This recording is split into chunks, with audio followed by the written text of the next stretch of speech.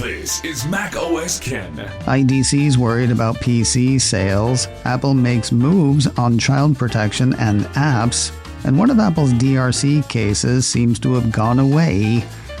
It is Friday, the 28th of February, 2025. I'm Ken Ray, and this is news from macOS Ken, brought to you by yours truly and sponsored by Incogni. Take your personal data back and get 60% off an annual plan with code macOSKen at incogni.com/macOSKen. This show is also supported by people like you, patrons through Patreon. Find out more and add your support at patreon.com/macOSKen.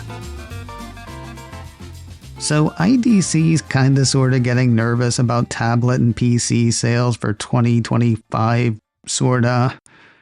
A release from the market tracker Thursday says weakening market sentiment and US tariffs on China look to be driving a reduction in demand for those devices.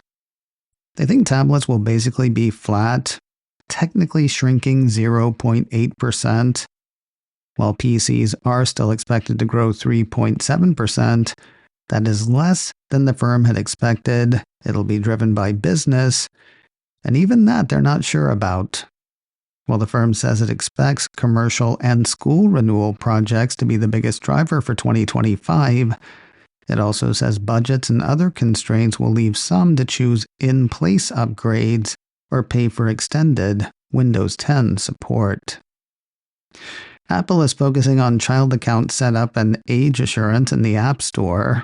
A piece from Mac Rumors on Thursday had the Cupertino company unveiling new features that are designed to make children safer online, including an updated age range system, a simpler way for parents to set up child accounts, changes to what kids see on the App Store, and a new API that will let developers confirm age range to deliver age-appropriate experiences to kids.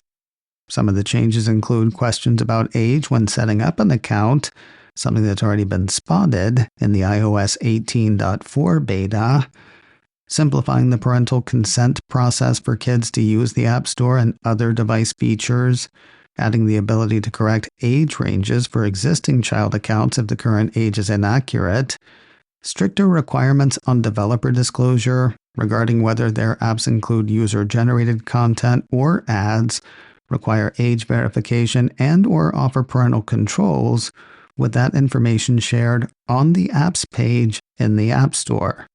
And finally, age ranges are getting more granular. Rather than the current 4 plus, 9 plus, 12 plus, and 17 plus, Apple is splitting age ranges for teens, making them 4 plus, 9 plus, 13 plus, 16 plus, and 18 plus. Those will come with certain restrictions, provided parents and kids have set up the kids' account properly. There's also a new declared age range API for developers, meant to make sure kids don't see content they shouldn't see. Now, if you're wondering what prompted the changes, a year or two of Meta arguing that age verification should be on the shoulders of app stores rather than app developers, could have had something to do with it. Additionally, a piece from the Wall Street Journal has a number of states in the U.S. eyeing laws that would require App Store operators to check the ages of users and get parental consent before letting minors download apps. The same piece says more than 60 child safety advocates are forming a new coalition to push for passage of App Store age verification laws nationwide. Though perhaps not a direct response, it seems likely Apple had such factors in mind when fashioning the new tools. Mac Rumors says the coming changes are outlined in the new Helping Protect Kids Online white paper. You can peruse that on Apple's developer site. One of two cases brought by the Democratic Republic of Congo against Apple has apparently been dismissed. You probably remembered this story from last year that had the country accusing Apple of using tantalum, tin, and tungsten illegally sourced from the DRC. Lawyers for the country said the alleged illicit trade fueled a cycle of violence and conflict by financing militias and terrorist organizations. They also accused the company of relying on certifications from a conflict mineral tracking body that's funded by the metals industry instead of being independent, calling their certifications into question. At first, the DRC wanted answers from Apple. When those proved unsatisfactory, the DRC took Apple to court in 2 countries, France and Belgium. Now, a piece from Apple Insider says the case in France seems to have been dismissed. Citing a Reuters report, the piece says the Paris prosecutor has closed the case against Apple. While there's no record on the case on the website of the Paris prosecutor's office, Apple Insider says if the prosecutor had done anything but dismiss the case, it would presumably have continued on appeal, if nothing else. And then there was one. As yet, the report says there is no news of what stage the Belgium case has reached. More news in a moment, but first a word from today's sponsor, Incogni, helping you take back your personal data. 307. That is the number of data broker removal requests Incogni has sent on my behalf since last fall. That is up from 283 just last week. Since last fall, 254 have removed my data, up from last week's 223, while 57, up from last week's 55, have added me to their suppression list, meaning they'll never recollect any personal information that could be associated with me. That has saved me over 190 hours, up from last week's 167. Incogni is always working for me, and always getting results.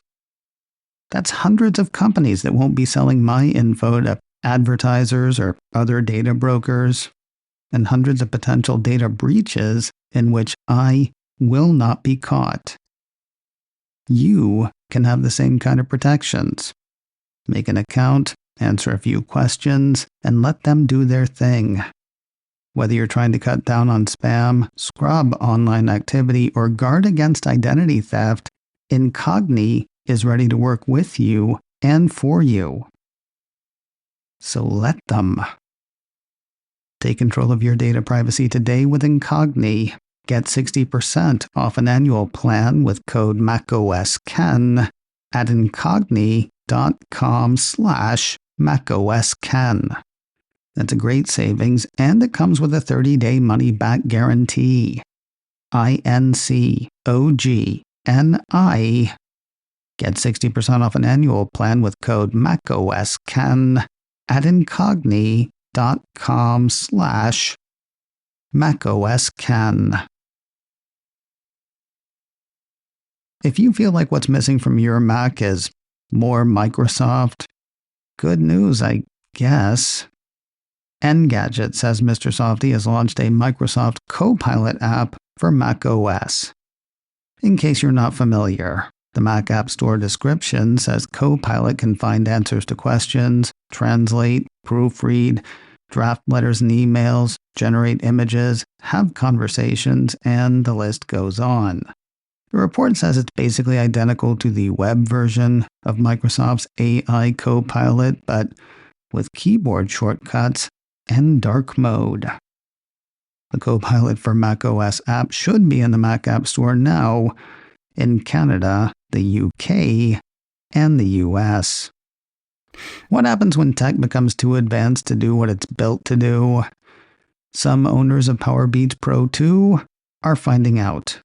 A piece from my download blog has owners of the latest in-ear headphones from Apple subsidiary Beats complaining that the devices will not play music when tracking a user's heart rate while the headphones are connected to equipment at the gym.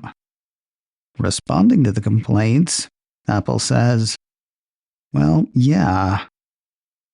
According to the report, Apple has confirmed the finding in a statement saying, you cannot listen to music with your iPhone while also paired with gym equipment for heart rate. The Beats user guide acknowledges as much, saying when Powerbeats Pro 2 are connected to third-party equipment and heart rate monitoring is active, you can't play audio from your iPhone to your Beats.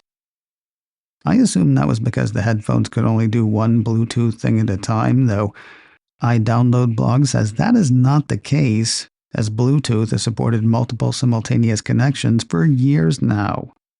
As an example, the site says if Apple Watch can stream music to my AirPods via Bluetooth while being connected to gym equipment simultaneously, then Powerbeats Pro 2 should also be capable of this.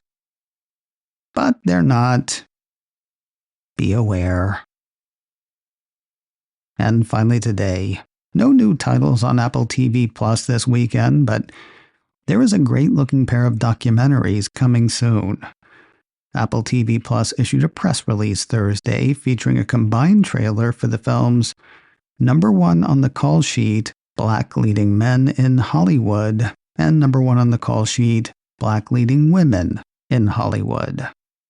According to the release, the films take viewers on an intimate journey with some of Hollywood's most extraordinary leading black men and women as they shine a light on the joys and challenges of being a black actor, share breakthrough moments, discuss blueprints for success, and honor legends while recognizing the next generation's enormous potential. The list of participants is phenomenal. Among the leading men are Don Cheadle, Idris Elba, Lawrence Fishburne, Morgan Freeman, Michael B. Jordan, Eddie Murphy, Denzel Washington, and a host of others. Jamie Foxx and Kevin Hart also participate, both as subjects and as producers. As for leading women, Angela Bassett, Halle Berry, Viola Davis, and Whoopi Goldberg each wear 2 hats, serving both as subjects and producers. Others interviewed include Cynthia Erivo, Vivica A. Fox, Nia Long, Octavia Spencer, Tessa Thompson, Alfre Woodard, and again, that list goes on. Both documentaries hit Apple TV Plus on Friday, the 28th of March. The trailer is up now on YouTube. This week on the checklist, brought to you by Secure Mac. When's the last time you heard anybody say anything nice about Google? Well, get ready. They're making your Gmail safer, even safer, and they're letting you hide search results about you. We'll tell you more on checklist number 413, Googling Good Things. Find it today at securemac.com/checklist or wherever you get podcasts. macOS Ken, brought to you by me and sponsored by Incogni. Get 60% off an annual plan with code macOSKen at incogni.com/macOSken. This show is also supported by people like you, patrons through Patreon. Find out more and add your support at patreon.com/macOSken. Advertising handled by Backbeat Media, online at backbeatmedia.com. You can reach me a couple of ways. Info at macosken.com or call 716-780-4080. Until next time, that is news from macOS Ken. I'm Ken Ray.